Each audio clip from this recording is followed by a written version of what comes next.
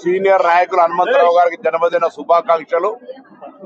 వారి జన్మదిన సందర్భంగా హైదరాబాద్ పారిశుద్ధ కార్మికులతో సహపంక్తి భోజనం చేస్తూ కాంగ్రెస్ పార్టీ విధానాన్ని, బలహీన వర్గాల పట్ల కాంగ్రెస్ కుట్టబడేటువంటి అభిమానాన్ని చూపేటువంటి ఒక ప్రయత్నం చేస్తా ఉన్నారు. ఈ రోజు మా ప్రభుత్వం మరొకసారి బలహీన వర్గాలకు సంబంధించిన అంశం మీద చాలా స్పష్టంగా ఉంది. 10 సంవత్సరాలు పరిపాలించిన వాళ్ళు మాకు ఎవరు సలహా చెప్పే అవసరం లేదు.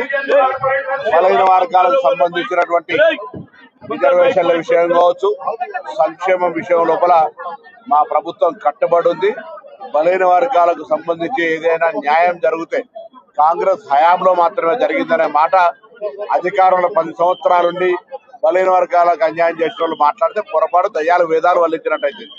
కాబట్టి ఈరోజు మరొకసారి హనుమంతరావు గారి జన్మదిన సందర్భంగా బలహీన వర్గాల సీనియర్ నాయకుడు, తెలంగాణ ప్రభుత్వం, మా నాయకుడు రాహుల్ గాంధీ గారి సూచన మేరకు తప్పకుండా బలహీన వర్గాలకు సంబంధించినటువంటి సముచిత నిర్ణయాలను, వారి సంక్షేమానికి సంబంధించిన రాజకీయ, విద్యా, ఉపాధి అవకాశాల్లో తీసుకుంటుందనే మాట సందర్భంగా మనం చేస్తాం.